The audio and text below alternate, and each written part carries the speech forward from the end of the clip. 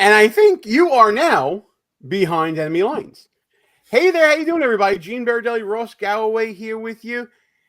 Pal, I'm a little distracted tonight because if anyone's been following the saga of me sending my phone to the wrong address, I finally got it back. I came home tonight and I'm trying to get it set up while running the show at the same time here. So that's what I'm up to. How you doing? Gene finally got the jitterbug. I love it. It's about time, man. It is about time. You know, listen, you get up in these years and you take what you earn, okay? Oh, I earned it. It's taken him a day and a half to get his cell phone turned on. Unreal, Gene. I didn't know we were going to get here this quick. Listen, where did the time go? Where did one day you're out partying in hot tubs with members of Congress around you and whatever. The next day you're trying to figure out where the plug goes into the phone. This guy's running a podcast and he can't send a text message anymore. Okay. All right. Literally, this is the new wire for it, right? And it has the two of the new USBs on it. I legit tried to plug it in to my computer to fit into the old USB port. And I was wondering why it wasn't going in. Oh, so, yes, I'm a boomer. I don't care. At least I know how to run a show. Well, you're not a boomer. Let's not get crazy. Listen, I feel like it this week. It's been a long week in the news here, pal. I've been following like 20,000 different stories lately. Yeah, today was a long week in the news. Like I actually figured out for this show, you can't really start on Thursday and lead into Wednesday. You have to basically start on Tuesday, like paying attention. Because there's just so many things that are not relevant anymore a week later. Trump time is just way too fast. Oh, it's bullet time. It's bullet time, isn't it? I mean, and between all the other news out there, and there are so many dumb people in the world, especially in our government, that, you know, it's too much to keep up with sometimes. There are days when there's nothing going on and you're trying to figure out what to talk about. And then there are weeks like this where, oh my God, everything is going on. And what are we not going to talk about? Yeah. And I mean, no matter what anyone listening or watching us thinks about Donald Trump, you have to admit that the guy, regardless of his age, right, since that Biden's age is still a hot topic nowadays, regardless of the guy's age, he is all over the place all day, every day, right? The guy does not take a break. So energetic. I don't know how he does it. And this isn't like the left. I got my first notification on my phone. Say again? Anyway, go ahead. But this isn't like the left when they were saying that Biden was so energetic and he was running around circles around them all. Like, this is legitimate with Donald Trump. The guy is everywhere doing everything. You know, where are the Republicans in Congress? That's why I keep saying, Gene, the party's dead after this guy. You know, enjoy these next few years. Right? I don't see any other Republicans doing anything anywhere. Well, maybe the guy that you're the beard for will be coming up in 2028. Who the heck knows? By the way, beard as in facial hair. It's yes. Whatever other meaning you had in mind. No. I know that you donated what you had on last week over to Pete, because we all know that Pete can't grow a beard. It's going to be like patchy and stuff, so I get it. I'm not accusing you of nothing, but, you know, you kind of told on yourself there. No. So, anyways, we got a listen, I looked that up in Urban Dictionary. Yeah, well, that's what boomers do. We got a lot to talk about here behind enemy lines. A couple things close to home, a couple things overseas. And you'd be forgiven if a couple of you fall asleep in the middle of this. I mean, if Congress is any indication, we'll be talking about that as well.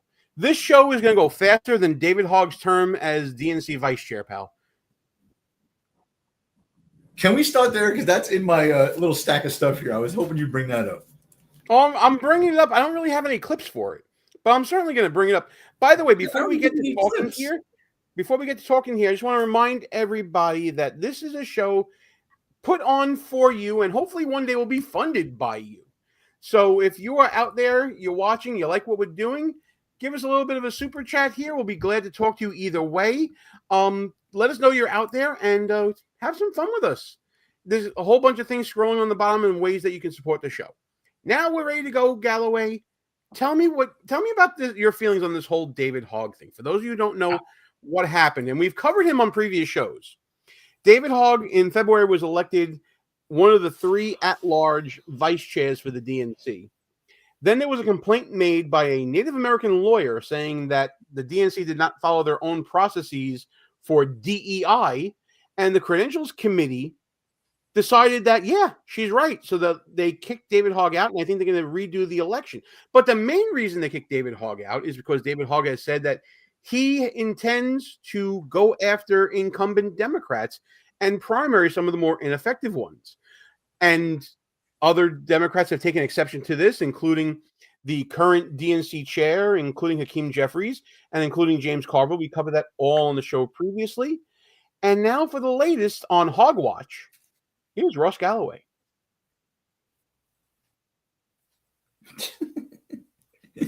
This is one of my favorite topics right now because the only clip I wish we did have, maybe you could insert it post-show, is when the DNC was actually explaining the mechanism for how they were going to vote. They basically had to have like one non-binary, one male, one female, one transgender, a person of color, a waiter, a Mexican waiter with one leg. Like they had to like, there was very set like standards of who they can vote for, and somehow David Hogg won, right? So now they're saying that they didn't follow their own process, and they may have to like revoke his chairmanship, his vice chairmanship. I guess the party that defends democracy couldn't get it right at their own convention, and they're going to have to knock off a duly elected vice chair of their own party. Here's the truth of the matter, Gene. It's just that the Democrats are actually racist, sexist, and homophobic, right? We've talked about this before. They have so many factions in their party. It's a very like loosely associated group of factions. The dirty secret is those factions all hate each other, right? The people of color who are non-binary don't like the transgenders, and the transgenders definitely hate the straight liberal white dudes, right? They all hate each other, and it's delicious to watch. But the dirty secret really is David Hogg is a white dude. He claims to be heterosexual. I don't know if that's true.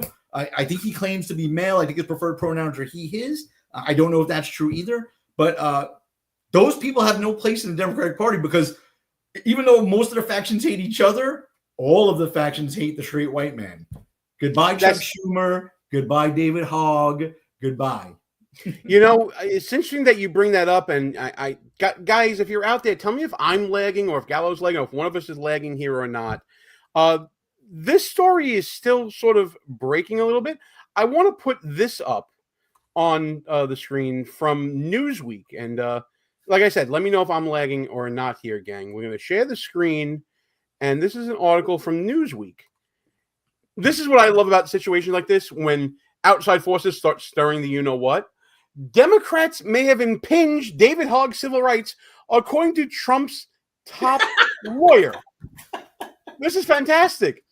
A Justice Department official has encouraged David Hogg to file a civil rights report after his election was challenged over the Democratic Party's gender parity rules. In February, Hogg, a gun control activist, became one of 3 vice chairs of the DNC. However, an unsuccessful candidate challenged the results, alleging that procedural errors in the vote disadvantaged female candidates. Harmeet Dillon, I love Harmeet, the assistant attorney general for civil rights at the DOJ, and a longtime ally of President Trump, encouraged Hogg to file a report about the incident. Quote, "If anyone knows David, let him know he can file a complaint here," she wrote on X. The message included a link to the Justice Department website where individuals could, quote, get help for illegal discrimination resulting from DEI programs. I freaking love it. Bro, it's hysterical. I love it. Now, do you think he is like a weird dude who likes to stir the pot? Do you think he takes them up on this offer if they really try to remove him? I don't know if he does or not. I'm looking for the tweet right now from Harmeet. But I mean, why wouldn't he take advantage of an opportunity like that? Unless he doesn't want to hurt the brand, right? But look what the Democrats, the brand, what's left of the brand. David Hogg is like a couple of weeks away from wearing a MAGA hat, it looks like. Like the Democrats are just shedding their own. A guy like Trump, and let me just get serious for a minute. Like a guy like Trump, he's very pro Second Amendment, but he's very pro common sense, right? So like David Hogg is insane with gun restrictions, the types of things that he wants. But Donald Trump's not against necessarily certain red flag type laws, and he catches a lot of flack from the NRA types with stuff like that. Our party truly is the big tent of ideas, not your identity, right? The Democrats, they're not the big tent party of ideas. They're just about your identity. What do you have between your legs? What don't you have there? What color is your skin? What zip code do you live in? What income do you have? Like, they slice and dice their membership up. It's crazy. Absolutely. So I found Harmeet's tweet here, and it comes along. She actually put in she linked to a video from Bill Maher talking to David Hogg. So I'm going to see if I can get that on here. Just give me a shout and let me know. Okay, so it's on the screen now, and the video's right there. Just let me know if you can hear it or not, pal. I'm going to embiggen and hit play. What is the deal on the woman who attacked you because you beat her at that job? Did you beat her fair and square? Was there any fire there? There was. You were able to hear all that? Yep. Okay, I'm putting it back a little bit. Here we go. Was there any fire there? There was the election that the DNC held, and I was the person that was one of the people that won one of the 3 positions that they had for the at-large vice. So what was? Hold on. So all right. No, yeah, Not anymore. So he Not said anymore. he was one of the people that ran, and basically he's saying he got the most votes, so he won. That's not how your party works anymore, dude. You guys are the protectors of democracy, but the vote count rarely matters for you people. Your party is the party of keeping people off of ballots, kicking them off the ballot, trying to throw them in jail, suing them, and trying to bankrupt them. That's your party now, right? And now you're going to get eaten by your own, fuckhead. Wait, hold on. Isn't this actually a return for that party? I mean, is his vote only worth 3/5 now? Is that how this works? Ooh. Oh, what? Too soon? Let's continue. I'm going to refer you to Harmeet on that one. Yeah, I might need some sensitivity training after that one. Who knows? So, and by the way, folks, I was talking about. But truth be told, vote being 3/5. By the way, I was talking about the white guy's vote being 3/5. Get your minds out of the gutter. But and Gene, don't hold on. Just to expand on that a little bit, so people know the full context here. He's referring to a clause in the Constitution, right, for apportionment purposes, where they counted enslaved African Americans as 3/5 for apportionment purposes, right? By the way, there was no Republican Party back then, but there was a Democrat Party throughout all of slavery in this country. So just little factoid there. Funny how that works, right? Let's go back to former Vice Chair David Hogg here. Oh, not to bore people, but to get into the bureaucracy of the DNC, we have a gender balance rule at the DNC because, of course, we do. Did he just make a joke, like a DEI joke about the Democratic Party, saying that this DEI rule is like, oh, of course we do, like sarcastically? What was that? It was a lunatic Democrat trying to be more normal, right? Because Bill Maher is like a more normal liberal. However, like, if there was anybody with any sense on that panel, I'd be like, dude, your party has a gender requirement, but you can literally just go back to the DNC right now and say you identify as a woman, and they would have to accept that, right? That's the lunacy of the modern Democratic Party. He can claim right now that his pronouns are she, hers, and that he's a woman, and then he's good. Crazy, right? I'm going to rewind a little bit and get back into it. Part of the claim, so not to bore people, but to get into the bureaucracy of the DNC, we have a gender balance rule at the DNC because, of course, we do. Okay. See, right away. By the way, the Republican Party does too. If the chair is a male, then the vice chair has to be a female. Well, what's interesting is that. Did you know that? That's why I'm encouraging you to get that clip and put it in post-production of them explaining these rules. They couldn't even explain them. Yeah.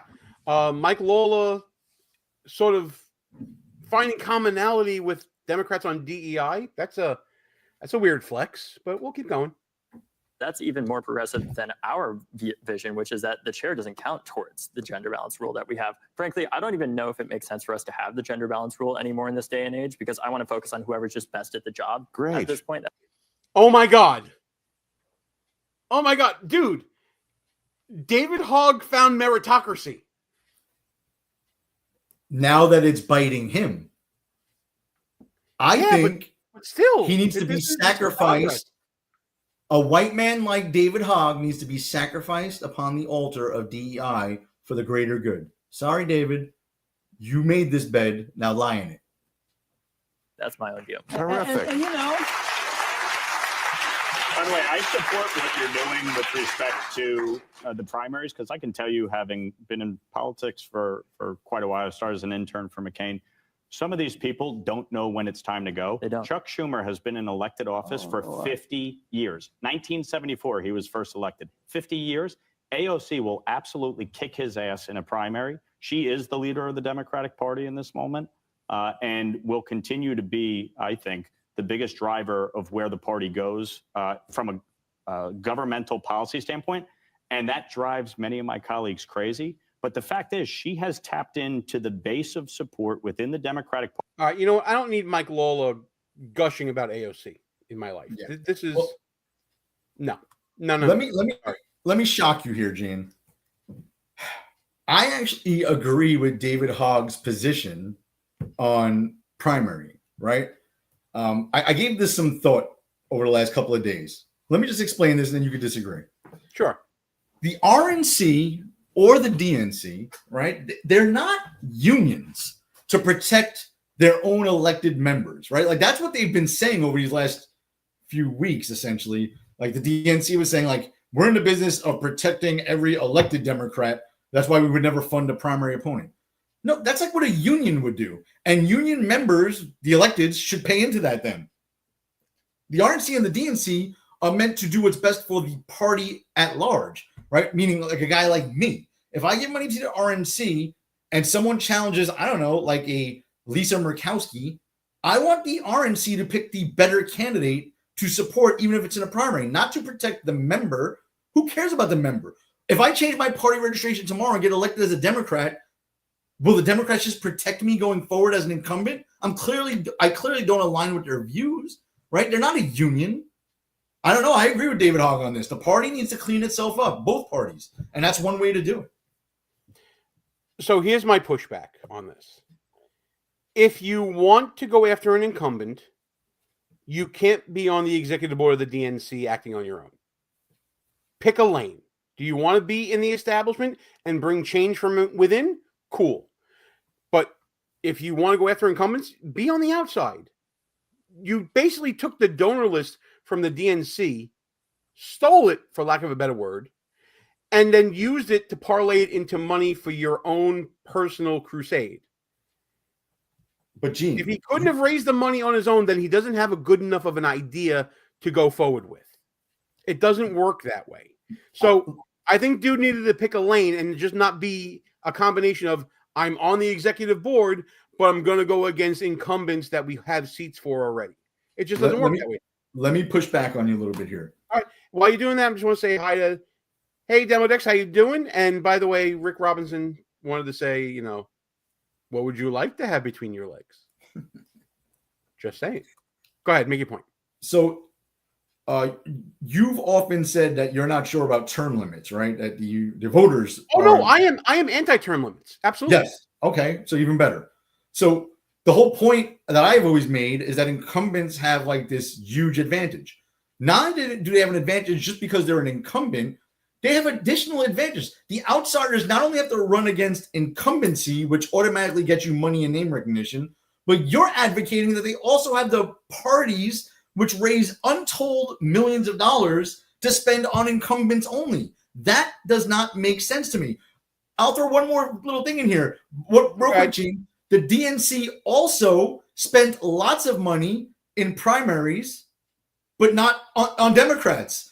For the last few cycles, the DNC has actually been spending money on Republicans in primaries to pick the more conservative candidate to lose to the Democrat in the general election, right? So they're already involved in primaries. They're just not involved in their own. I agree with David Hogg. Well, and this is where I think your logic fails here, pal. Who helped out AOC to beat the third most powerful Democrat in the Congress? Nobody. Of course it happens. Of course it happens. But wait, hang on. But, all right, so you want to go down the line of questioning, but then I want to go down the line here just like you went down the line. I want to go down the line here. So it is. So we've established it is possible for an insurgent candidate to catch fire and beat an incumbent. Then put on top of that how the DNC chair, and I think we show the video of this, was talking about how the DNC is always neutral. That's your real problem. The DNC is not neutral. The DNC puts the thumb on the scale. They did it for Hillary Clinton in 2016. They did it for Kamala Harris in 2024 rather. They did it for Joe Biden in 2020. That's your real problem. If you want to say that the DNC is crooked and the DNC doesn't play fair and the DNC does pick winners and losers, then I agree with you that all bets are off.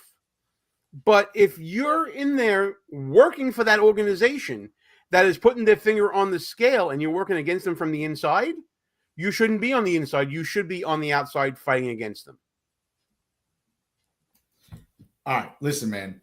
Two things here. One, if they're going to spend, if you don't want them to be involved in supporting primary candidates against the incumbents, then they shouldn't support any candidates ever in a primary, not the incumbent or the insurgent, right? To give them a fair shake. And I'm just going to destroy your earlier argument real quick. In an ideal world, you're correct. Go ahead, destroy my argument. So you mentioned AOC. Okay, AOC obviously is not the normal thing that happens, and I can prove it. Congress has historically, in our lifetimes, had a less than 20% approval rating. It's actually lower than that. Less than 20% approval rating. However, 95% of incumbents win re-election, right? So it's a tremendous advantage when they have their national committee supporting them, as well as name recognition and the funds that they raise. Tremendous advantage, right? So I don't think that RNC and DNC should be able to should not be supporting better candidates in primaries, right? You have to get rid of dead weight. Nowadays, I think the problem isn't the DNC. The problem is organizations like the DCCC that focus just on Congress, or the DSCC that focuses just on the Senate, and then super PAC and large donor organizations who go for incumbents because that's the devil they know. We're seeing that now with the Andrew Cuomo race, and I know you sent me an email on that. I want to show you a short video I did on that earlier this week as well. That's something we're going to be talking about later. But that's your real problem. The problem is the DNC isn't the game in town putting people into office.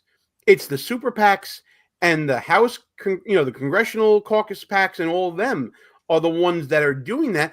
And they should be supporting their own members. And they should be supporting the people who are in office that align with their agenda and things like that. I don't think that that's an issue. I think that you need to catch fire. And it should be hard to beat an incumbent. And if the people keep voting them in over and over again, rote like they do with Chuck Schumer since 1974, then you deserve what you get. And I'm not going to have any sympathy.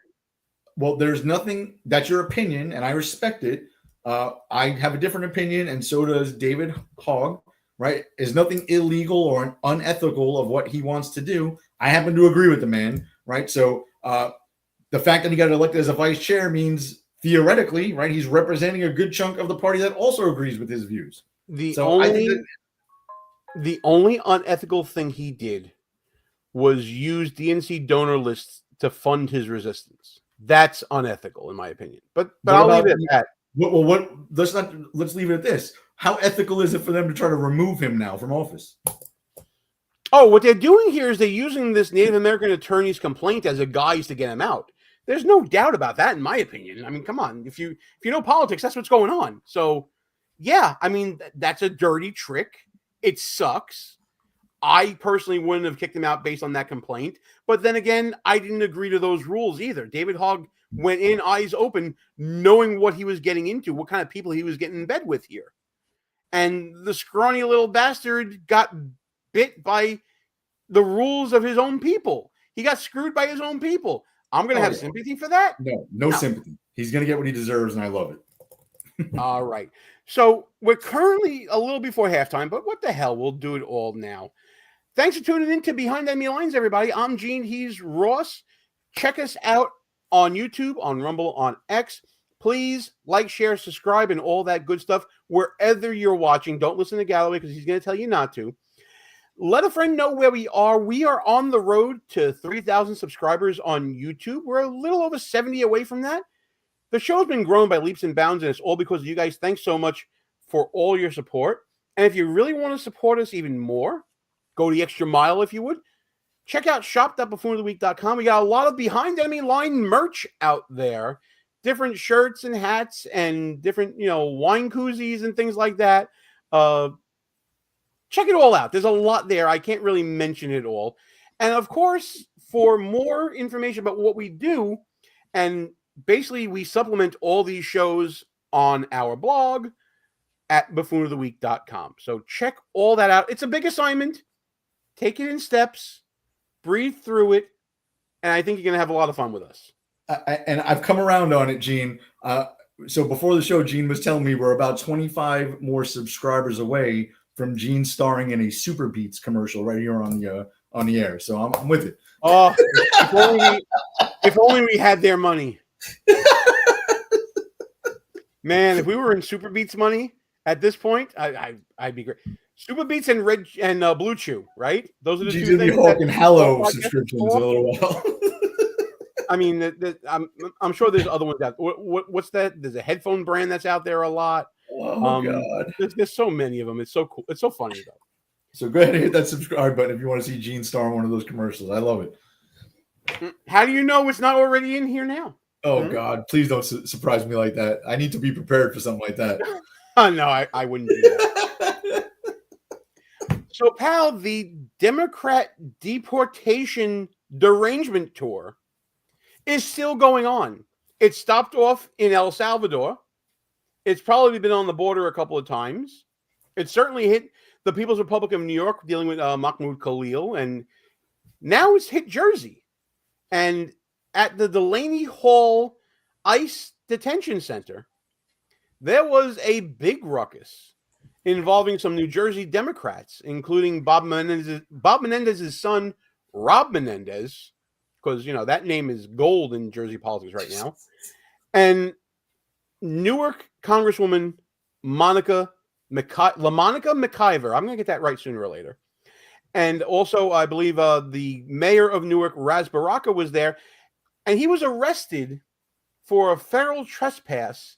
Apparently, McIver and Baraka and Menendez, and I think there was another Congresswoman Coleman was there as well. They tried to rush into an open gate that opened to allow a bus of detainees to come through the gate. And the mayor of Newark was arrested. Since that time, there has been some footage released, some body cam footage of what happened here.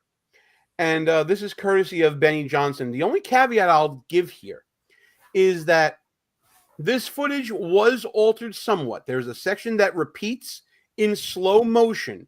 So for all you people out there, you're going to say, oh, well, God, it's doctored or all that. We're putting it out up front to you guys. There's a section that's slowed down to emphasize how Congresswoman McIver may have committed an assault against an ICE officer. Body slamming is what ICE officials called it. Have you seen this footage, pal? I have, Gene, but I didn't see the slowed down part. Please tell me you added the voiceover where it's like... That would have been a good idea. Dude, that would have been great. You got to put the sound on it. I didn't do it, but Benny Johnson did. And it's in this clip here. Take a watch here. Take a listen as well. Now, I should say, look out for the really glaring red blazer. That's McIver.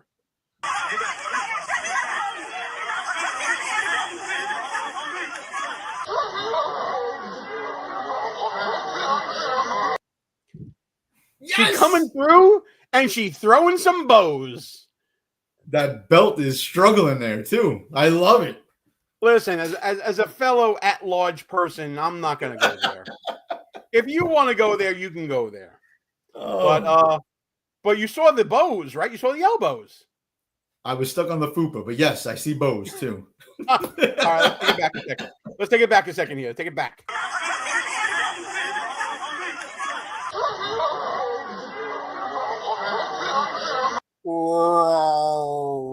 I love it. Brilliant. That was so good.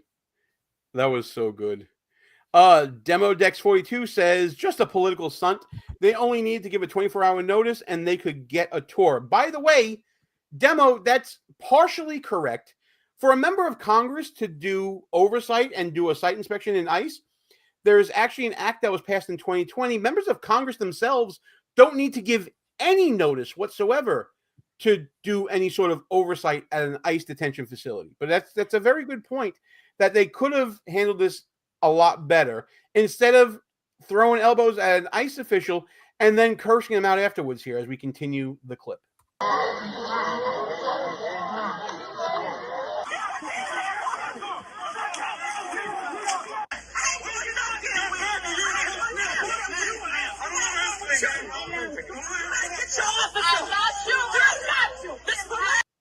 Putting hands on another officer, screaming up in their face. Yeah, she big mad. If you gave her a cape, she'd be super mad. So, do you remember when? So, I don't know if that law you cited there, Gene, is that only for ICE? Because remember when MTG tried to go to that facility to go visit the January 6th protesters? They denied her access and other members of Congress too. Well, I'll tell you what. I literally just pulled up the link for it. Let's read it together. This is from ice.gov. It's basically a fact sheet that is available publicly. This is ICE's facility visits for members of Congress and staff. These are their basically rules, regs, whatever you want to call them. I want you to listen to this first sentence because I think it's very important. All visitors are expected to comply with facility rules, procedures, and instructions from ICE personnel on site. Case closed. They are already in violation of ICE policy. In the event of an emergency, facility personnel will provide further instructions. As outlined in the Consolidated Appropriations Act of 2020, let's see where we go here. None of the funds appropriated or otherwise made available to the Department of Homeland Security by this act may be used to prevent any of the following persons from entering for the purpose of conducting oversight any facility operated by or for the Department of Homeland Security used to detain or otherwise house aliens, which would include Delaney Hall where this happened, or to make any temporary modification at any such facility that in any way alters what is observed by a visiting member of Congress or such designated employee compared to what would have been observed in the absence of such modification. Number one, member of Congress. So no member of Congress can be deterred from doing oversight. And the second person is an employee of the United States House of Representatives designated by such member for the purposes of this section. With respect to those individuals in Section C here, and by the way, this is Section 532 of the Appropriations Act, the Consolidated Appropriations Act. With respect to individuals described in A2, the employees, Homeland Security may require and request that they be made known within 24 hours the intent of having an employee visit the facility. So that's specifically in the Department of Homeland Security Appropriations Act, pal. Let me tell you what I saw in that video, Gene, real quick. Mm-hmm. So I saw what appeared to be a protest that got somewhat out of control with a bunch of leftists that were attempting to obstruct official proceedings. They were trespassing on a federal facility and assaulting federal officers. Now, I have been told for years now that equals insurrection. Insurrection. So when are we going to see some people getting locked up here? Okay, so here's the nuance that they would apply to this. Yes, there was a protest going on there. Some New Jersey alliance, I forget what it's called, had a protest ongoing for days there. And then McIver and others took to social media saying that they were on their way to the facility to conduct oversight. That might give them enough little cover to say that they were there purely with oversight, not part of the protest. They were certainly there in support of the protest. But I want to show you something here on page 2 of this document from ICE. And it is under other considerations. So wait, before we go to page 2, Gene, can you tell me on page 2, does it say that the mayor of Newark, New Jersey can conduct oversight in a federal ICE detention facility? Oh, absolutely not. Absolutely not. Insurrection. And by the way, the basis that LaMonica McIver said in one of those videos is she was going as a member of Congress to conduct oversight because other agencies at the city and local level were being refused entry, and they were suspecting like code enforcement issues and no permits and fire hazard stuff and things like that. Basically a pretense to get in there, in my opinion. So she was going in there to sort of redouble those efforts. And she was bringing the mayor along, I guess, as her guest. Fat lot of good that did him.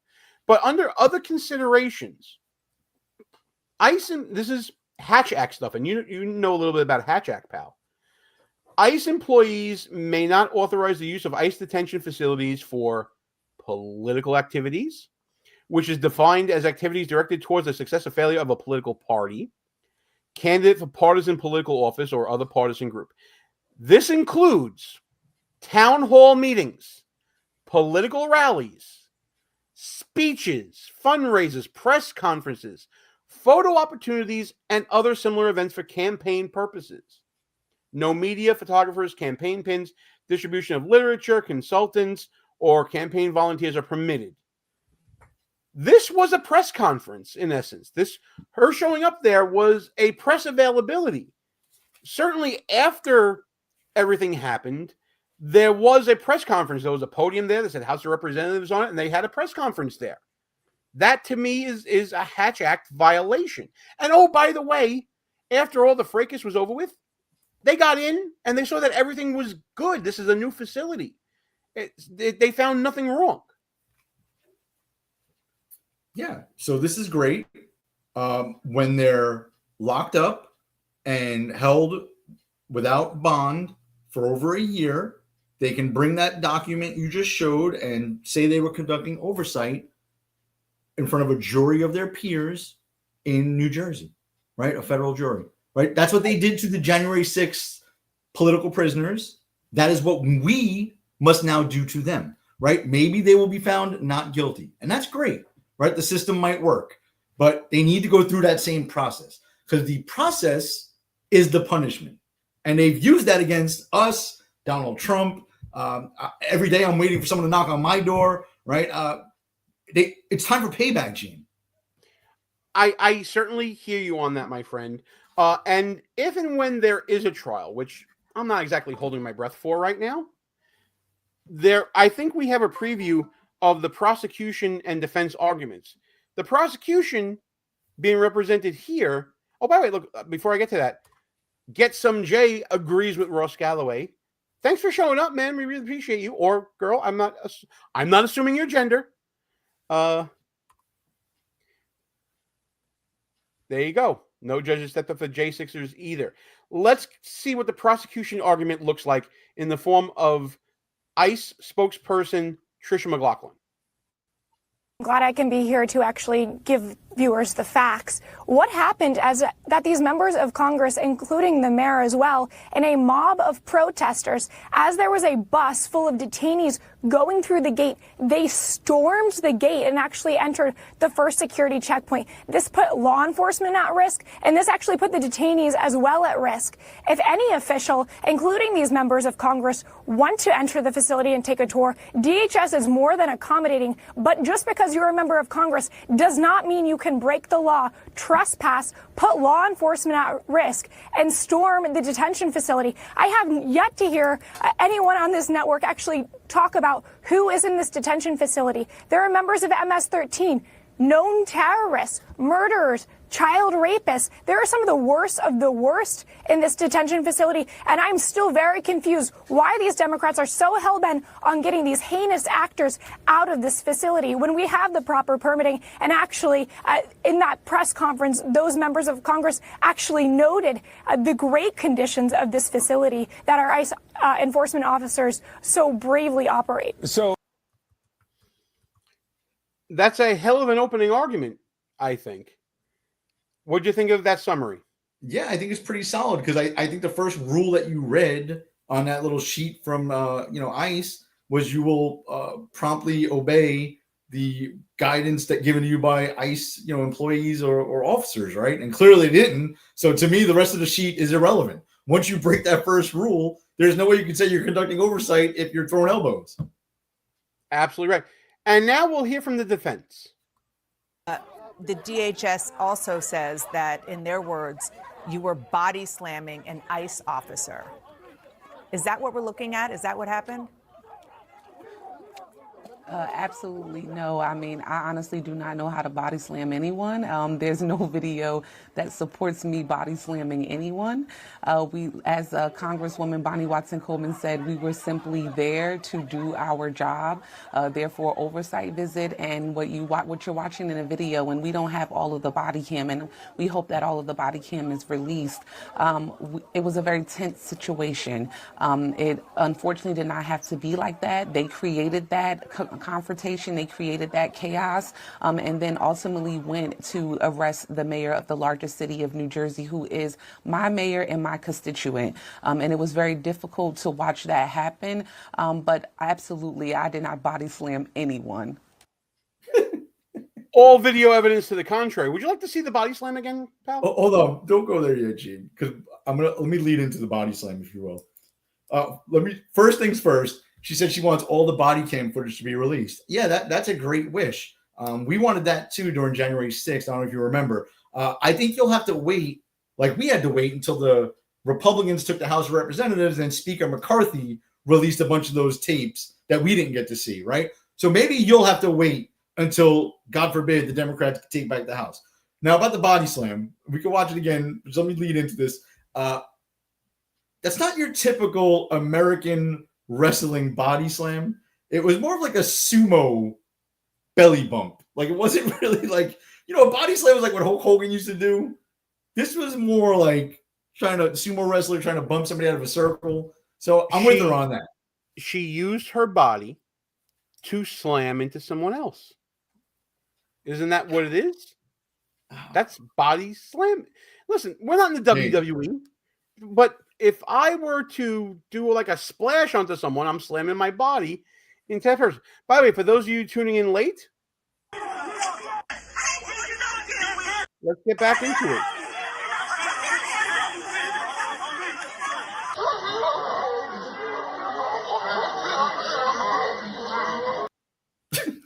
I counted 3 elbows there. Oh. But we ain't body slamming. This was brought up. Oh wait, get some J. See, I love when we get the comments going here. Get some J under NJSA section 2C:12-1A. Oh, I love me some good legal jargon. The Great Red Pumpkin committed a crime.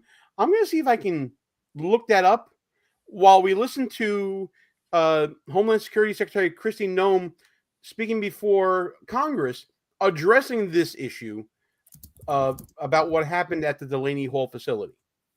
I did not address the disturbing actions that we saw last week. There were members of this very committee that took part in an action at Delaney Hall on May 9th that need to be addressed. I served as a member of Congress in this body for 8 years, and I understand the importance of congressional oversight. What happened on May 9th was not oversight.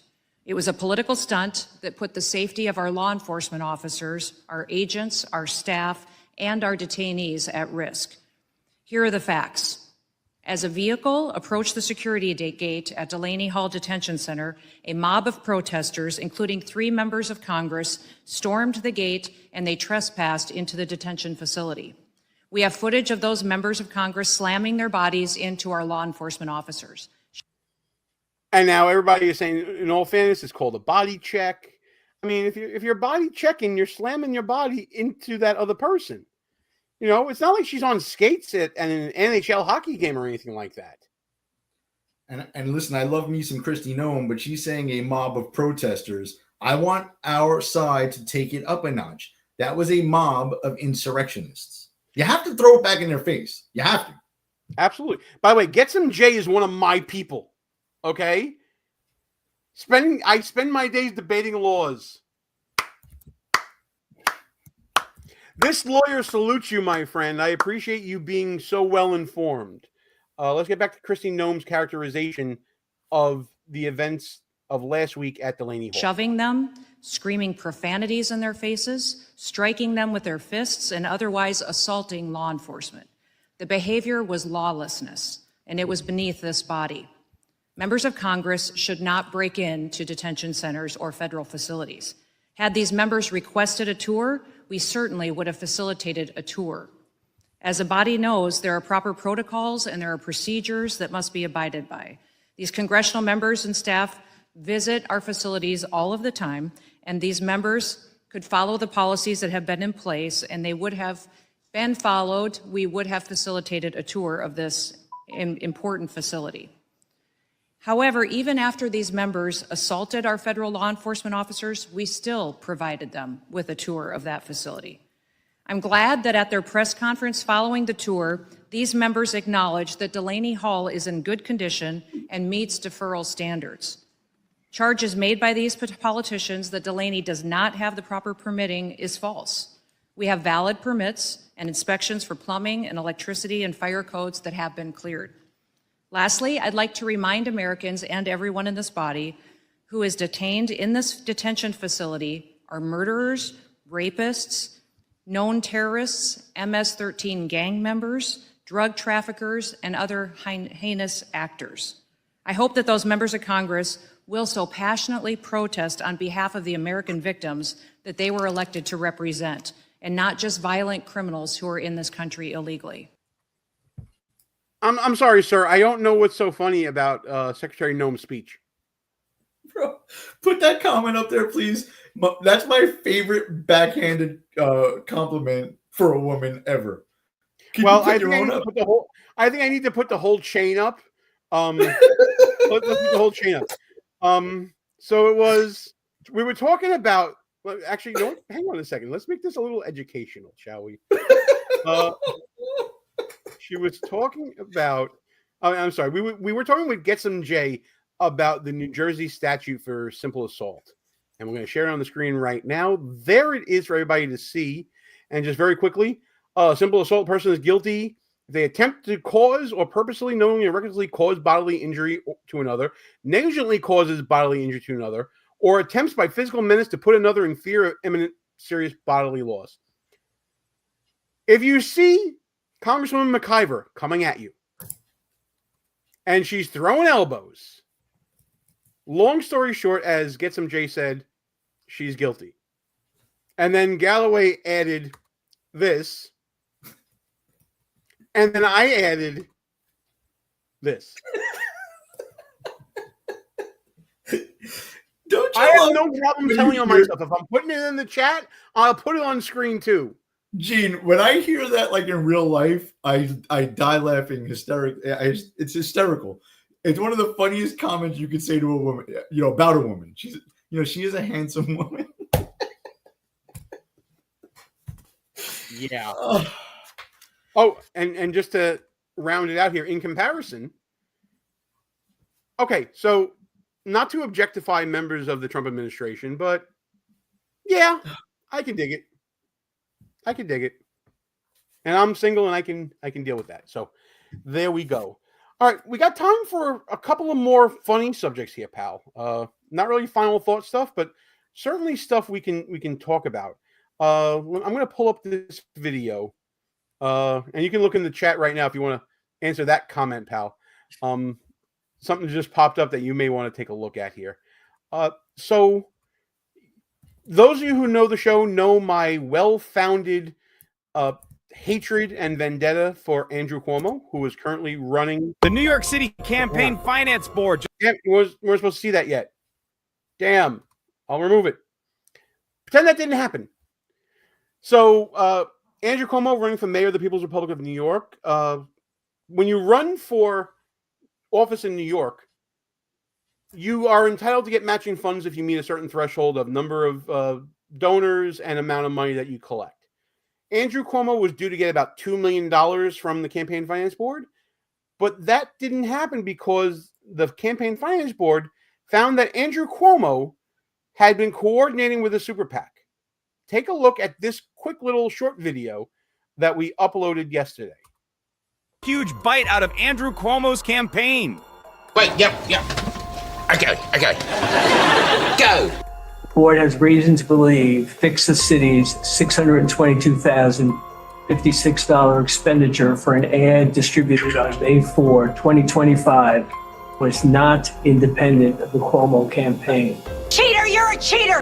CFB rules state that the board may determine an expenditure was not independent if the, quote, entity making the expenditure has utilized strategic information or data that has been made publicly available by the candidate in a manner which the candidate knew or should have known would facilitate such utilization. This is horseshit! Expenditures coordinated with a campaign are considered in-kind contributions that undercut New York City's strict spending and contribution limits, which are in place to ensure voters, not big money, decide elections. The fucking game's rigged. As such, the board has withheld public funds in the amount of the expenditure, $622,056. Gotcha, bitch! This guy never met a rule he didn't want to break. How could anyone want to vote for him? So yeah, Andrew Cuomo lost $622,000, and I don't feel the least bit sorry. I don't either. He actually lost more for some other paperwork snafus because it's so hard to actually comply with the campaign finance board to get those matching funds, as you and I both know personally, right? We both and this guy that was an elected official and can't do it. But I do want to draw another parallel here, Gene. I also was told this by reliable sources that if you file a false business record, right, which a financial disclosure would be if he put something incorrect on there, to cover up another illegal act, that is elevated to a felony in New York, and he should be tried for that like one Donald J. Trump. What's the difference? It's amazing how we have this two-tiered justice system. Getsom J asks, so will he be disqualified or just held accountable for the finance fraud?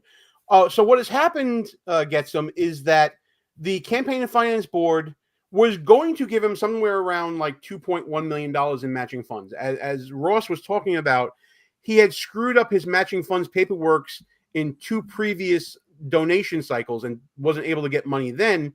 And out of the 2.1 million or so that he was getting in this round of matching funds, the Campaign Finance Board withheld $622,000 of it, counting the ad that Fix the City PAC put out in support of Andrew Cuomo. They took that as an in-kind contribution, taking away the money. So instead of getting the money, he got the ad. So he's not entitled to that money. This brings, now I'm going to take down this for a second because this brings to light an issue called red boxing. Ross, have you ever heard of this concept of red boxing? So I just learned about it today, ironically. All right. So let me see if I can find this. If you go on Andrew Cuomo's site right now, you are not going to find the part of his website that is considered to be red box. Red boxing, for those of you who don't know out there, is a way that campaigns will send out messages to super PACs about what to say through the campaign without telling them. So thankfully, the internet is forever. And I want to show you what Andrew Cuomo's red boxing looked like here so that we understand what's going on. Thank you to the web archive, the Wayback Machine that you can look up. This was a page on Andrew Cuomo's website. It was andrewcuomo.com/message. It doesn't exist anymore.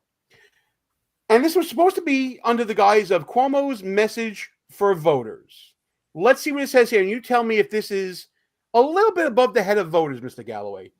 While Andrew Cuomo continues his uninterrupted lead among all candidates in an NYC mayoral primary, as most recently seen in the Honan Strategy Group poll fielded on April 15, 2025, look at that, a citation.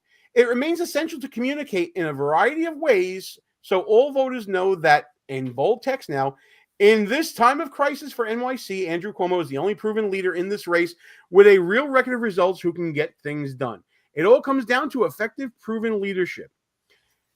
The posting over here, this message, goes on to cite talking points, goes on to cite lines that the campaign wants to get out into the public through other media, talking about his 500,000 new affordable housing units over the next 10 years, universal 3K in every neighborhood, 5,000 new police officers patrolling the subways in high crime areas. That all appeared in the Fix the City PAC's ad. And there was also a focus on anti-Semitism in support of the Jewish community. We also believe it is necessary to reach out to voters ages 40 to 55 who consume their news in less traditional ways. Once reminded of his leadership as governor, his progressive accomplishments, and let me just, I missed the quote here. Codifying Roe v. Wade into law, raising the minimum wage, et cetera, and ability to get things done, they will become more supportive. And finally, it is critical to communicate broadly to NYC to remind them of Andrew Cuomo's progressive leadership. And there's even more talking points to build off of here. And not only that, they included videos to be used in the ads from these super PACs, that these were available to be taken. This, by the way, is allowed in federal elections, but not in New York City elections. Campaign Finance Board actually recently changed the law to prohibit this sort of practice in city elections. Yeah, and this is tough for a lot of people probably to understand, right? Like, you go to any candidate's website and they're going to have very similar things on here. The difference with Cuomo's page, this hidden page, is not only did it have like his issues and talking points, which are kind of okay, but then in there, it actually specifies the targets for those talking points. They mention Hispanic voters between certain ages and Jewish voters, right? You'll never see that on a campaign website of who they're targeting. They'll just use their talking points. This actually was like an instruction book to the super PAC. And then just real quick, Gene, so I know a lot of people get confused about like, what is a super PAC actually? So campaign finance rules, both at the federal and the state and local level, they have to regulate money somehow, right? So in almost every level of elections, they limit how much an individual can contribute to a candidate, right? They have certain contribution limits. Super PACs, because they're not supposed to be working with a candidate, don't have the same limitations as a candidate when raising money. But they're not supposed to, it's illegal for them to coordinate with a candidate or the candidate's committee. And that is true on the federal side too. The red boxing thing where you send subliminal messages on a website or just get your message to that super PAC without, being too overtly, maybe that's not as illegal on the federal side, but New York, I guess it's illegal there. But I still don't understand why he's not being charged with a crime, right? Campaign finance, that's what Donald Trump was basically charged with. And then a record-keeping error turned that into a felony, right? So, yeah, we're going to be saying goodbye to some of our KLRN radio listeners right now. All you 470 beautiful bastards out there, thanks so much for tuning in. You'll be taken to other great KLRN programming really soon, which means, pal, it's just about time for some final thought activity. Final for today, anyway. I don't want this to be your final thought, of course. Right? We are getting up there in age, pal. I mean, I do have to mention it a little bit. So we got lots of game left. I mean, that makes one of us. But I'm going to let you go first because I have a video final thought.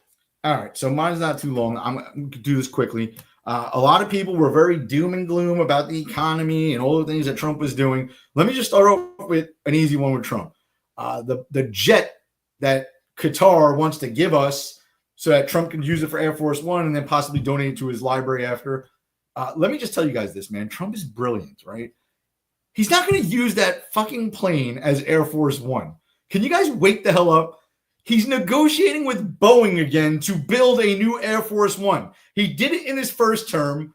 Biden screwed up the deal. They raised the price. They're behind on the contract. And now they're threatening not even to make the new Air Force One. So Trump is now claiming he can get a free one from Qatar, right? I guarantee you Boeing winds up building Air Force One for the original price that Trump got, if not lower. And then the second part of this final thought, which is quick, is everyone bugged out about the tariffs, right? What happened to the economy over the last few weeks? The stock market has rebounded. Inflation is down to its lowest rate in the last 4 years, right? Since right after Trump left office, it's back to that rate. And prices went down on gasoline and most food. Okay? Everybody needs to relax. We are entering the golden age. Trust Trump. That's my final thought. Well, and just in support of your final thought, I came across this on X during my travels. This is from a gentleman named Buzz Patterson. I believe he is involved in the aviation industry. The Qatar B747 was built in the U.S. by Boeing. They are offering a newer 747 to replace one of the two current AF-1s that have been flying for 40 years, which are tired and need to be replaced. The wing based at Andrews has also purchased aircraft from other countries in the past, which are now currently flying our VP and senior government officials. This is not new. So check out Buzz Patterson on X. This is very long, and I'm not going to read it all because we're getting to the end of the show here. But definitely check him out. He seems to know what's going on. And as Demo Dex says here, trust the process. I certainly trust the process. What I don't trust, and this is my final thought, are members of Congress. I've been talking about them for years on the channel. We've shown many instances of their buffoonery. But I've never seen this before. This is from today's House Energy Committee hearing on, I don't know what the hell they were talking about. But clearly, it wasn't anything exciting. That's Congressman Ryan Moore, a Republican from Utah, falling asleep in committee. Someone brush him and wake him up, maybe. Yeah, thank you very much. I appreciate that. Yep, rise and shine there, Congressman. Here's Congressman Jan Schakowsky there in the corner. He's taking a little doze and doing the Biden nod up and down a little bit. She'll wake up in a second here. Hey, Jan, can you maybe? Yeah, there you go. Maybe. Oh, we're still down. Jan's kind of nodding off here in the same committee hearing. I don't know if it was the 4-day weekend they had. And here's Debbie Dingle at the end, just nodding off, leaning back. She claimed to have undergone a 31-hour day and that she was just nodding off a little bit here. Do I need to give any further examples of what's going on with these people? I appreciate all the laughs and everything. Oh, in their defense, Taylor Swift was playing. Thanks, Getsum. Getsum's in our age bracket, clearly. But what the hell are we sending these people there for? If they're just going to be sleeping on the job? If that would have been me or you, we would have been fired on the spot. Come on, people. Do better. Ross Galloway just called me a Swiftie in the chat, and I now hate him. I saw it out of the corner of my eye as I'm looking at you, and he just posted that right now. You bastard. That's it. I'm done. I'm done for today. That was a good one. Oh, hell of a show, pal. We kind of pulled it together, just on the balls of our ass here. Jim, can you get your phone up and running before tomorrow, please? It's charging. Look, guys, I got a brand new phone to replace my 7-year-old Samsung. I got a new Samsung, and I'm going to get to know all the bells and the whistles of it tomorrow. And hopefully I'll be able to know what exactly is going on here. Yeah, so that's it, man. This show did fly by faster than David Hogg's vice chairmanship. It really did. This was a quick one. I want to thank you guys so much for hanging in with us, especially all of our new people hanging out and some older people hanging out. Demo Dex, Get Some J, Rick Robinson, everybody else who was in the chat. We appreciate you. We love hanging out with you. We do this every Wednesday, 9 p.m. Eastern time. So come back next week and we'll keep on talking if you guys keep on listening. Oh, see, this is why I love our chat, because the chat's got my back. Look at that. Demo Dex, my boy, my brother, my man, my sister, my girl, whatever you are. My ninja. Hey, good Lord. And we got to get off the air now because Ross is going to get us banned. So you ready to shut the sucker down, man, or what? Please shut it down. I'm going to do my best to right now. Folks, thanks so much for tuning into the show. I'm Gene. He's Ross. We are behind. I screwed it up. I'm Gene. He's Ross. We are behind enemy lines, and we are now out of here. Play that motherfucking anthem. We're not allowed, not without electoral. Go fuck yourself. Is that clear?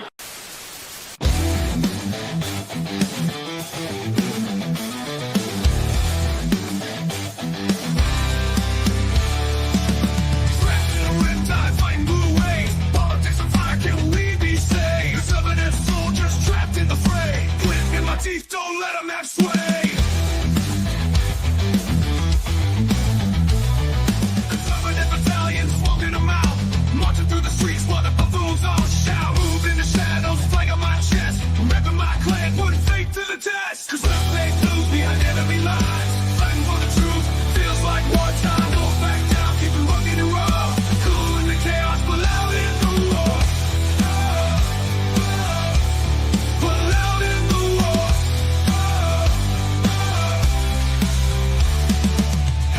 Thunder, arm in advance, march to the anthem, this is our chance. If I ever stand with a smirk and a gaze, holding down the fort in this Democrat cage.